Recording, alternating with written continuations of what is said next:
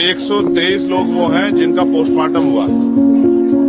बाकी बहुत सारे ऐसे लोग भी हैं जो बताया जा रहा है कि मरने वालों में बच्चों की संख्या बहुत है और महिलाओं की संख्या ज्यादा है।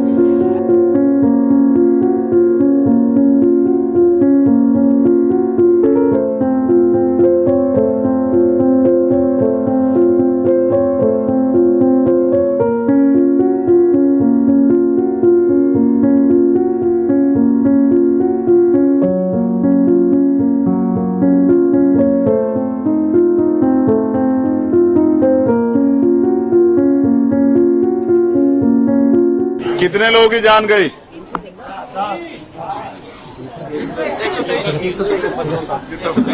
123 तो वो हैं जिनका पोस्टमार्टम हुआ। सर जी गलत है, गलत है। 750 मैं था वहाँ। तुम तो वहाँ बाबा का आशीर्वाद लेने गए? नहीं सर, मैं बाबा का आशीर्वाद और क्या? कभी नहीं गया। कोई कहते मेरे गांव के लोग हैं, मैं कभी नहीं गया। गए नहीं? चुप हो जाओ।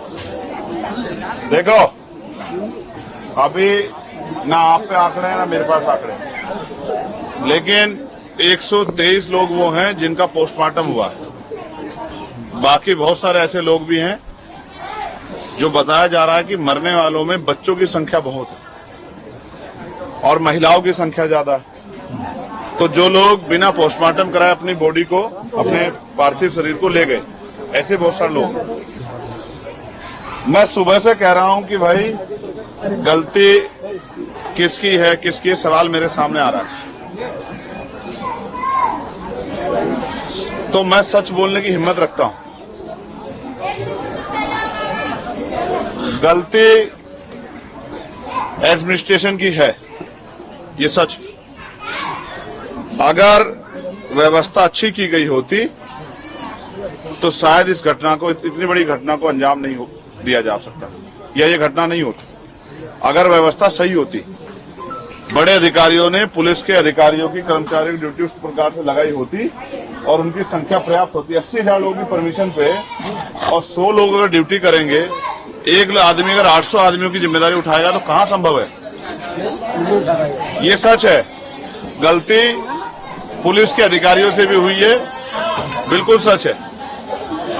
लेकिन सच ये भी है कि सरकार ने भी लापरवाही बरती है, ये भी एक कड़वा सच। क्योंकि सरकार इस बात को जानती है कि कौन लोग वहां ज्यादा संख्या में जा रहे हैं और उनके जीने और मरने से कोई फर्क किसी को पड़ता नहीं। लेकिन गलती हमारी भी है, मैं इस बात को स्वीकार करता हूं। गलती हमारी, हमसे बड़े पुराने नेताओं की, हमारे आंदोलन की गलती है कि हम लोग अपने निकम्मे समाज को समझाने में कामयाब नहीं हो पा रहे। बाबा साहब का इतना बड़ा स्टैचू लगाते हो, घरों में बाबा साहब की तस्वीर लगाते हो, घरों के बाहर बाबा साहब के पोस्टर लगाते हो, इतने बड़े बड़े बैनर लगा रखे हैं मैंने देखे इस बस्ती में, और फिर भी इन नकली बाबाओं के पास जाते हो।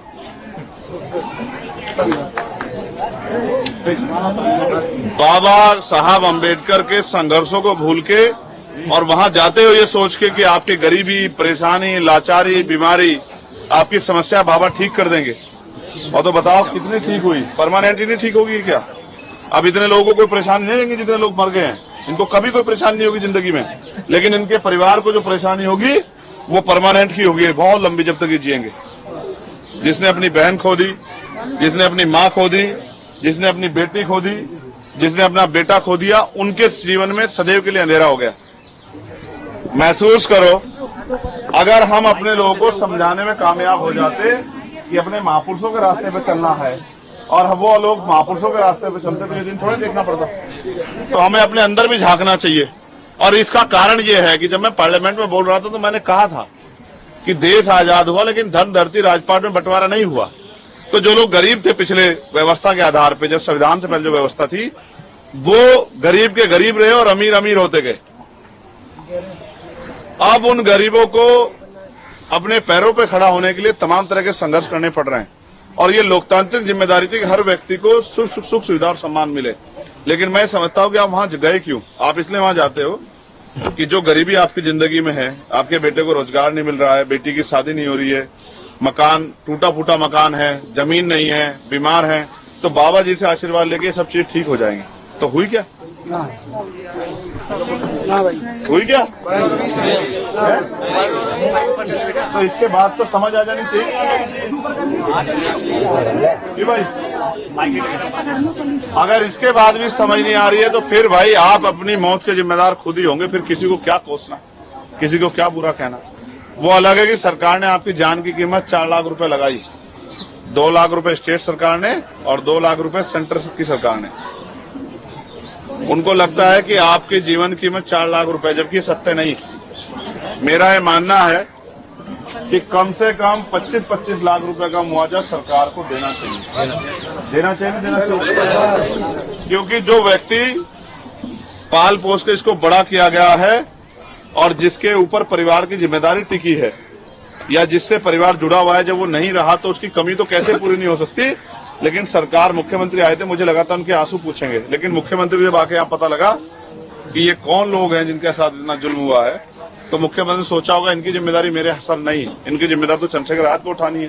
तो वो क्यों उनकी मदद करे, तो 2-2 लाख रुपए देकर टाल के चले गए।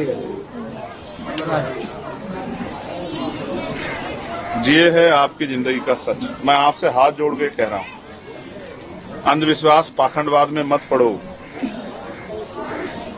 अपने बच्चों को पढ़ाओ। वो अलग बात है कि सरकार ने रोजगार के सारे साधन खत्म कर दिए, पढ़े लिखे नौजवान बेरोजगार घूम रहे हैं। भर्ती आती है, भर्ती बाद में आती है, पहले पेपर लीक हो जाता है और जो भर्ती आ जाती है उसमें 69,000 शिक्षक भर्ती में घोटाले हो जाते हैं। लेकिन फिर भी हम पे ये रास्ता नहीं है, ये रास्ता तो हम पे इतने साल हम जुर्म सहते रहे सदियों, तब सब लोगों ने होते, किसने हमारी बात नहीं सुनी। तो बाबा साहब अम्बेडकर ने हमें रास्ता दिखाया, भगवान बुद्ध ने हमें रास्ता दिखाया, सतगुरु रविदास जी ने, गुरु नानक देव ने हमें रास्ता दिखाया, गुरु कबीर ने हमें रास्ता दिखाया। लेकिन वो रास्ता ये नहीं है जो जिस रास्ते पे आप जा रहे हो। तो पहले तो हमारे यहाँ वैचारिक लोग थे, आंदोलन थे, समझाया जाता था, सिखाया जाता था, जागरूक किया जाता। अब तो बंद हो गया सब कुछ। और मैं तो आज की नौजवान पीढ़ी पे हंस रहा हूँ, तुम कैसे भेजने देते हो माँ को, वहाँ भेज देते हो, कैसे माँ मानती नहीं, आप कैसे मनाओगे माँ? अपनी जिम्मेदारी को अदा करो। सिर्फ मेरे आने पे घूमने से या नारा लगाने से काम नहीं चलेगा। समाज में बैठ के समाज को जागरूक करो। जब तक आप जमीनी स्तर पे समाज को जागरूक नहीं करोगे तो जयंती बनाने से कुछ नहीं होगा। इतने बड़े बड़े बैनर लगाए, अलग अलग बैनर लगाए, अलग अलग कमेटी बनाई, क्या हुआ उससे? लेकिन फिर भी जाता हो वहीं रहे हो। आपको बाबा के रास्ते पे नहीं, डॉक्टर बाबा साहब अम्बेडकर के रास्ते पे चलना होगा। अगर आपको अपनी जिंदगी में उद्धार करना है, आपको अपनी गरीबी, बेबसी, लाचारी, परेशानियां, बीमारियों का इलाज करना है, तो आपको अपनी सामाजिक जागरूकता बढ़ानी पड़ेगी और राजनीतिक ताकत भी बनानी पड़ेगी। और आप नहीं कर पाओगे ऐसा तो फिर कोई परिवार जाएगा बाबा के पास, और बाबा के पास जाने के बाद बाबा से क्या उम्मीद करेगा कि जीवन बदल जाए। और मैं तो ये जो मीडिया के साथी, इनके माध्यम से कहना चाहता हूँ बाबा जी को, ये वाले बाबा जी, अपने वाले बाबा जी नहीं, उनके विचार तो हम पे हैं। ये जो बाबा जी यहाँ वाले, कि अगर वास्तविकता में इनके हितैषी हो तो इनको कम से कम 1-1 करोड़ रुपए का मुआवजा अपनी तरफ से दो। अगर आप इनके हितैषी, जिनकी जान चली गई, जिनके परिवार का सूरज छिप गया है, उनको कम से कम 1-1 करोड़ रुपए का मुआवजा दो, तब तो मैं मानूं कि आप इनके हितैषी, क्योंकि ये आप ही के नाम पे तो गए थे वहां। और अगर आप ऐसा नहीं करते तो ये माना जाए कि आप भी इनसे कोई प्रेम नहीं रखते। तो मैं आपसे अपील करता हूँ, ये जो मेरी माएं बहनें बैठी हैं, ये आप मीडिया वाले, तुमने बड़ा परेशान कर दिया। तुम्हें अपनी इसकी पड़ी, तुम डिस्टर्ब कर रहे हो इस तरह से यहाँ। इसका खामियाजा फिर भुगत लोगे क्या?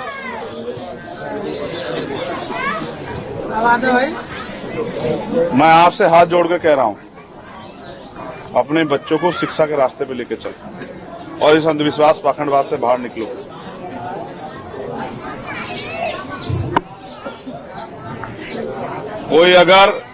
कोई सामंती, कोई गुंडा अगर आप पे अपराध कर देता तो मैं उसके नकेल गिर देता आज। लेकिन यहाँ तो आप खुद गए हो जाके मरने की। अगर कोई गुंडा, बदमाश, सामंती इस तरह की हिम्मत जुटाता तो आज उसको आज ही नकेल गिर देता, उसको बताता कैसे हिम्मत जुटाई जाती है। लेकिन अब इसमें क्या कहूं, किसको पकड़ूं, किससे जवाब मांगू? इतने लोगों की जान क्या मेरे लोगों की जान की कोई वैल्यू नहीं है? कितने लोग चले गए हैं? एक जानवर मरता है तो भी बवाल हो जाता है, इतने लोग मरे हैं, किसी को फर्क नहीं पड़ रहा है।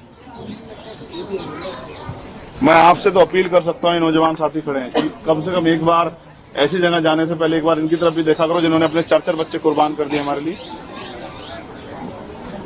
जिन्होंने अपना पूरा परिवार कुर्बान कर दिया हमारे लिए, और हम अपना परिवार कुर्बान कर रहे हैं बाबाओं के लिए, तो फिर हमारा कैसे उद्धार होगा भाई बता।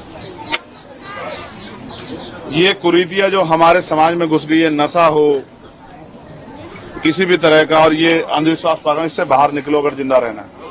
आपकी मुक्ति का रास्ता शिक्षा, सामाजिक जागरूकता, सत्ता से होकर निकलेगा, इसके अलावा कोई रास्ता नहीं। जब आपके बच्चों को रोजगार नहीं मिलेगा, उनकी जेब में पैसे नहीं, कैसे बदल जाए आपके घरों की स्थिति। इसलिए मैं आपसे हाथ जोड़ के अपील करता हूं, इन परिवारों के लिए तो मैं संवेदना प्रकट कर सकता हूं। मेरे हाथ में नहीं है अभी कुछ इतना, अगर मेरे हाथ में ताकत होती तो मैं करके दिखाता 1 करोड़ रुपए का मुआवजा देकर इन परिवारों को। और जिन्होंने ये किया है, जो भी इसमें शामिल हो, कोई ऊपर ले कोई हो चाहे, आज ही उन सबको जो है उन पे कार्रवाई करके साबित कर दिखाता तुम्हें किस तरह से जो गरीबों की जान से खिलवाड़ की जाती। अगर उचित व्यवस्था होती, जैसे एक अधिकारी ने मुझे बताया कि भैया पंडाल में कोई घुस नहीं सकता, तो ये तो घटना भी बाहर हुई, तो बाहर व्यवस्था क्या थी। 80,000 लाख 2 लाख लोगों की जिम्मेदारी पे कितने लोग लगाए गए थे व्यवस्था के।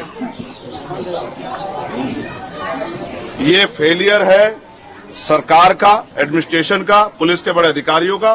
और अगर गाज भी गिरेगी तो इन पे गिरेगी, विचारों पे, इंस्पेक्टर पे, सीओ पे, दरोगा पे, हेड कांस्टेबल पे। लेकिन जो अधिकारी दफ्तर में बैठ के ऑर्डर करते हैं उन पे नहीं गिरेगी गाज। इसलिए मैं आपसे अपील करता हूं, मेरा आग्रह है आपका बेटा होने के नाते कि इस अंधविश्वास पाखंडवाद से बाहर निकले। और जब भी आपको कोई ऐसा मन करे तो इन परिवारों को देख लेना जिनका सब कुछ उजड़ गया। मैं इस मामले को इतनी आसानी से नहीं छोड़ूंगा। मैं इस मामले को पार्लियामेंट में उठाऊंगा और सरकार से जवाब मांगूंगा। सरकार बच नहीं सकती, सरकार भाग नहीं सकती है। और जो भी दोषी होगा, इनकी जांच, मैं इसलिए देर से आया कि पहले शांत हो जाने दो, थोड़ा सा पता लग जाए क्या क्या हो रहा है। जो इनकी जांच कमेटी और इनकी रिपोर्ट बन जाएगी, उसको भी हम लोग जो है स्टडी करेंगे। और अगर हमें कहीं भी कोई कमी लगेगी तो फिर हम जो है पार्लियामेंट के जरिए इसकी पुनः जो है हर तरह से जांच करा के और अपने लोगों को रिलीफ दिलाने का, अपने लोगों की मदद कराने का काम करेंगे। 2-4 लाख रुपए में तो एक बच्ची की शादी भी नहीं होती। कैसे मुख्यमंत्री को लगा कि 2 लाख रुपए में जीवन खत्म, जीवन पूरा हो जाता है। एक तरफ 50 लाख रुपए का मुआवजा देते हो लखनऊ में, और दूसरी तरफ यहाँ 2 लाख रुपए का मुआवजा देते हो। ये है सबका साथ सबका विकास। हाँ, सच है कि जाति धर्म देख के, और मुख्यमंत्री जी तो आपको परिवार मानते हैं, अपना परिवार बताते हैं, लेकिन क्या हुआ, जाति आड़े आ गई क्या। जो 2 लाख रुपए बांटने की क्या आड़े आ गया। इस सच को आप भी मान लो, इस सच को आप भी मान लो कि उनके जरिए आपका भला नहीं हो सकता। तो मैं इन परिवारों के प्रति महापुरुषों से प्रार्थना करूंगा कि उनको ये दुख सहने की शक्ति मिले और वो अपने पैरों पे खड़े हो जाएं। ऐसी मैं प्रार्थना करूंगा और मैं प्रयास करूंगा कि सरकार इनको उचित मुआवजा दे। इसके लिए भी हम भरसक आवाज उठाएंगे। लेकिन मैं आपसे आग्रह कर रहा हूं, पुनः आपकी जिंदगी की कीमत है। अगर किसी और के लिए नहीं तो आपके इस बेटे के लिए तो है ही। तो अपनी जिंदगी की कीमत को समझें और अंधविश्वास पाखंडवाद से बच के अपने जिसको भी इष्ट को मानना है अपने घरों में ही मान लें। इस तरह की भीड़ का हिस्सा ना बने, अपनी जिंदगी के साथ खिलवाड़ ना करें। भाई, मैं आपसे प्रार्थना करता हूं कि आप अपने बच्चों को अच्छी शिक्षा देकर अपने साथ लेके चलेंगे। और इस घड़ी में आज भी और हमेशा हम लोग सब आपके साथ हैं। और मैं महेंद्र जी से कहूंगा, चौधरी महेंद्र सिंह जी के, वो इन परिवारों के साथ आते जाते रहें, इन परिवारों के दुख सुख में शामिल रहें और इनको अपनी टीम भेज के यहाँ कैडराइज करने का भी काम करें, अंधविश्वास पाखंडवाद से निकालने में भी आसानी करना। ठीक है, मैं आप सबसे जो है के लिए मंगल कामना करता हूँ और आपसे आशीर्वाद की अभिलाषा भी करता हूँ कि आपका आशीर्वाद मेरे ऊपर बना रहेगा।